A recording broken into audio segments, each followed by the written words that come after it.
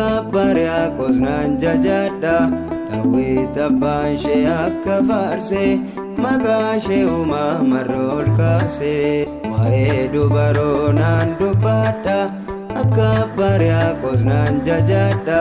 Daawit abbaan ishee akka faarse maqaa ishee uumamarra ol kaase.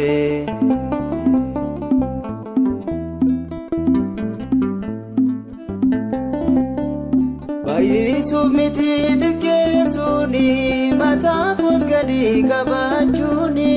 Qulqullummaa isheef nan lallaba haadha Amaanu'eliif jechaan qaba.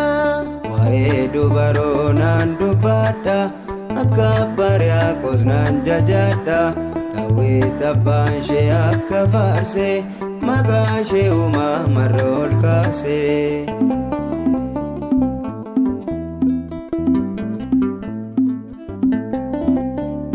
Durbee maalittani si fakkeessa uumaan gadeenyu si qixxeessa. Fakkaattiin qabdumi uumamaani ni faarfatamta dhalootaani. Waa'ee dubaroo nan dubbadha akka Bariyaaqos nan jajadha. Daawit abbaan ishee akka faarse maqaa ishee uumamarra ol kaase.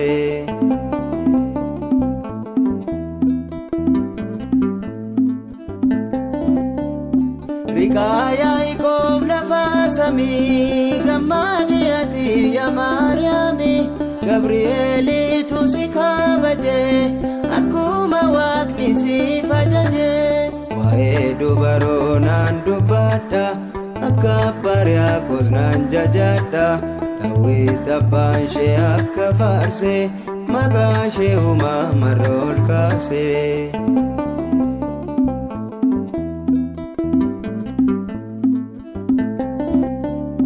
Qulqullummaan kee gama lamaan fooniif lubbuudhaan yaada uuma.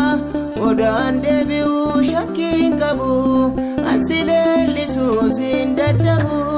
Waa'ee dubaroo nan dubbadha akka Bariyaaqos nan jajadha.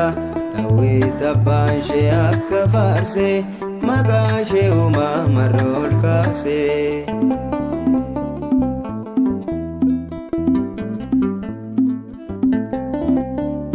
Adduutee nafnee ol baateetta mirgaa ilma kee dhaabbatteetta. Kanaaf sin faarsa mormiin qabu mootummaa ilma kee soo hin dhabu. Waa'ee dubaroo nan dubbadha akka Bariyaaqos nan jajadha. Daawit abbaan ishee akka faarse maqaa ishee uumamarra ol kaase. Waa'ee dubaroo nan dubbadha akka Bariyaaqos nan jajadha. Daawit abbaan ishee akka faarse maqaa ishee uumamarra ol kaase.